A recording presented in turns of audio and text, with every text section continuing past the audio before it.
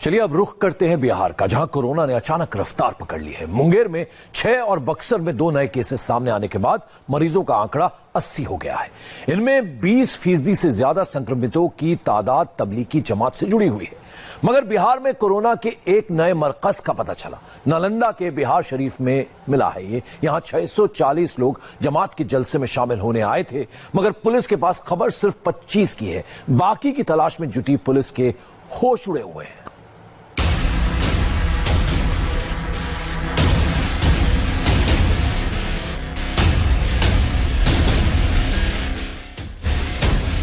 Corona की रफ्तार ने बिहार में दहशत बढ़ा दी है।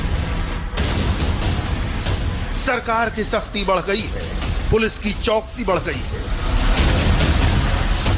जांच की तादाद बढ़ गई है, क्योंकि बिहार में तबलीगी जमात का एक ऐसा ठिकाना सामने आया है जो बिहार का निजामुद्दीन मरकज साबित हो सकता है। आपकी टीवी स्क्रीन पर दिख रही ये तस्वीर उसी ठिकाने की है। इस वक्त इस इलाके में कड़ा पहरा है, लॉकडाउन सख्ती से लागू है, मगर माहौल अपनी कहानी खुद बयान कर रहा है। यह बिहार के नालंदा जिले का शेखाना इलाका है। शेखाना की यह मस्जिद नालंदा के बिहार शरीफ में तबलीग का मरकज है। बिहार शरीफ में तबलीगी जमात का तमाम काम इसी मस्जिद से होता है। बिहार में नालंदा से शुरू हुई तबलीग की कोरोना कथा पर आए उससे पहले जरूरी है कि आपको हम बिहार में कोरोना की ताजा रिपोर्ट बताएं। लॉकडाउन 2 का आज दूसरा दिन है और बिहार में कोरोना के कुल मरीजों का आंकड़ा बढ़कर 80 हो गया है। इनमें अकेले नालंदा के ही आधा दर्जन के करीब लोग शामिल हैं। इनमें भी 2 कोरोना पॉजिटिव केस शेखाना मस्जिद इलाके के हैं। हालांकि बिहार में अब तक एक ही शख्स की मौत हुई है। 37 लोग पॉजिटिव से निगेटिव भी पाए गए। मगर शेखाना मस्जिद की कहानी सामने आने के बाद, शेखाना में तबलीगी जमात के जलसे का सच सामने आने के बाद, बिहार के कोरोना मैप पर नालंदा में बीकन लाइट चमकने लगी है। नालंदा के बिहार शरीफ का शेखाना मुस्लिम बहुल इलाका है। कोरोना से पहले शेखाना CAA, NRC और NPR के खिलाफ नालंदा का शाहीन बाग बना हुआ था। कोरोना लॉकडाउन के दौरान उजड़े हुए खैमे इसकी गवाही देने के लिए अब भी मौजूद हैं। तंबू देखिए, तस्वीरें देखिए, तस्वीरों पर छपे नारे देखिए।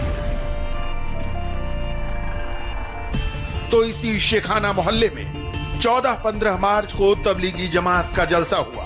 जिस मस्जिद में जलसा हुआ उसे शेखाना मस्जिद कहते हैं। इस जलसे में 640 लोग शामिल बताए जाते हैं, मगर इस जलसे की जानकारी न प्रशासन को दी गई, न प्रशासन अपने जराये से इसकी जानकारी जुटा पाया। पता तब चला जब नवादा से कोरोना पॉजिटिव की खबर सामने आई। इस खबर के बाद प्रशासन में खलबली मच गई। हालांकि नालंदा प्रशासन ने इस प्रकरण पर चुप्पी साध ली है, मगर शेखाना के स्थानीय लोग खुलकर तबलीग के इस जलसे के बारे में बात कर रहे हैं। जब जानकारी छिपाने की बात उठती है तो नाम प्रधानमंत्री का होता है और बहाना लॉकडाउन का। हमारा जो मरकज का जो प्रोग्राम होता है हमारे शेखाना मोहल्ले में हुआ, जिसमें लगभग 550 से 600 लोग आए। ये हमारा रूटीन वर्क है। ये हमारा रूटीन वर्क है। इसमें किसी तरह का कोई पहले से सुनियोजित ढंग से जो लोग बता रहे हैं ऐसी बात नहीं है। हमारा रूटीन वर्क था, वो हमेशा होता रहा है और होता रहेगा। इसमें कोई दिक्कत की बात नहीं है। और जहां तो लोग बोलते हैं कि छुपे में नहीं है, जिस तरह से हमारे माननीय प्रधानमंत्री ने कहा है कि लॉकडाउन हो गया तो सब लोग जहां तहां फंस गए।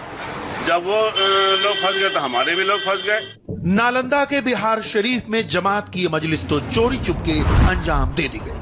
गौर करिए, 14-15 मार्च वही तारीख है जब निजामुद्दीन के मरकज में भी इज्तिमा चल रहा था।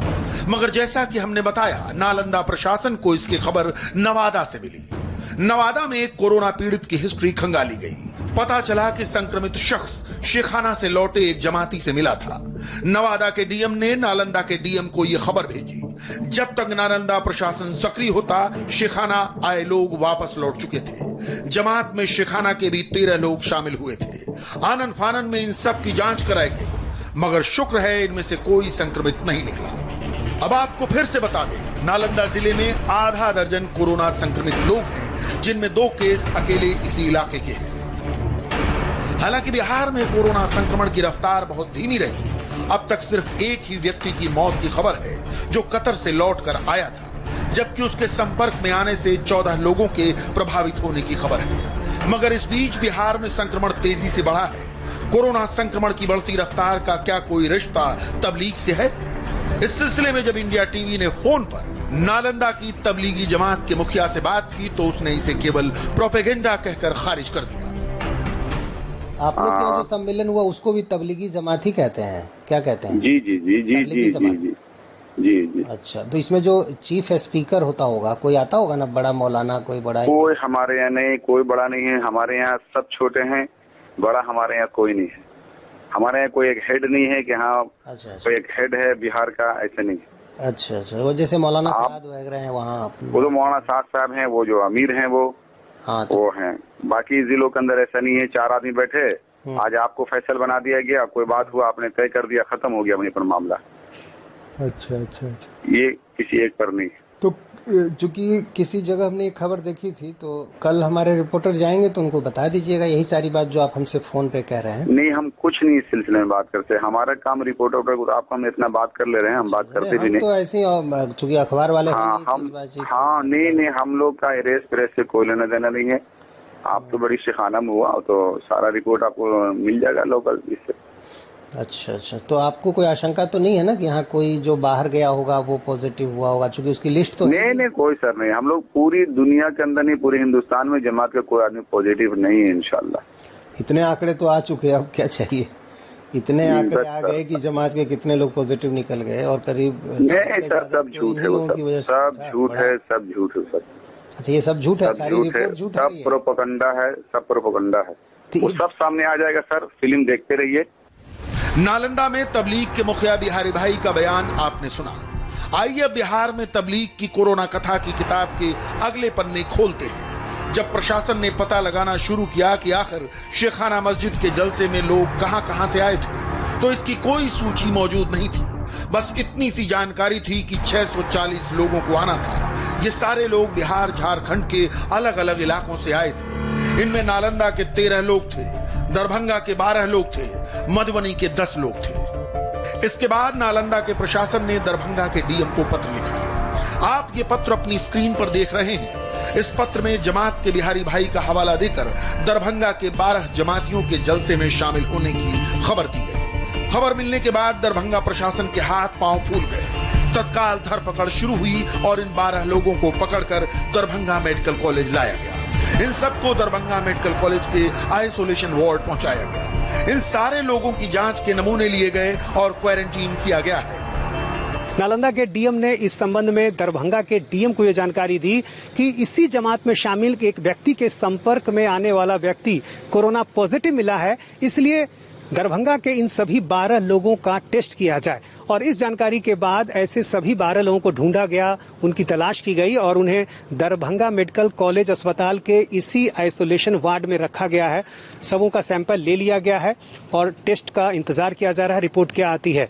बिहार में कोरोना की लड़ाई अभी तक बहुत अच्छे तरीके से चल रही थी, लेकिन नालंदा के डीएम के इस पत्र ने सरकार की चिंता बढ़ा दी है। चिंता इस बात की है कि कहीं नालंदा का शेखाना मस्जिद बिहार के लिए निजामुद्दीन मरकज न साबित हो जाए, क्योंकि जिस तरह से एक व्यक्ति कोरोना पॉजिटिव मिला है, वहां के व्यक्ति के संपर्क में आने के बाद उसके बाद हर जिले के डीएम को पत्र लिखकर ये जानकारी दी गई है कि वो अपने अपने जिले में इस जमात में शामिल आए लोगों को ढूंढें, उनकी तलाश करें। परेशानी इस बात की है कि मस्जिद के पास ऐसी कोई सूची ही नहीं है कि 640 लोग कहाँ से आए थे, किस जिले से आए थे, उनका एड्रेस क्या था। इसलिए ये भी सलाह दी गई है कि जिन जिलों से ये लोग आए थे उनके जमात के प्रमुख के पास ऐसी सूची हो सकती है। इसलिए सभी डीएम को यह कहा गया है कि अपने अपने जिले के जमात के लोगों को वो ढूंढें, फिर उनसे सूची लें और उसके बाद उनका कोरोना टेस्ट कराएं। तब जाकर ये पता चल पाएगा कि आखिर इस नालंदा के जमात में जो लोग शामिल हुए थे उनकी क्या स्थिति है। हालांकि दरभंगा प्रशासन का कहना है कि सभी संदिग्ध लोगों की मेडिकल स्क्रीनिंग करा ली गई है। फौरी तौर पर किसी में भी कोरोना का स्पष्ट लक्षण नहीं है, मगर इन्हें अभी निगरानी में ही रखा गया है। फाइनल रिपोर्ट का इंतजार किया जा रहा है। क्या है?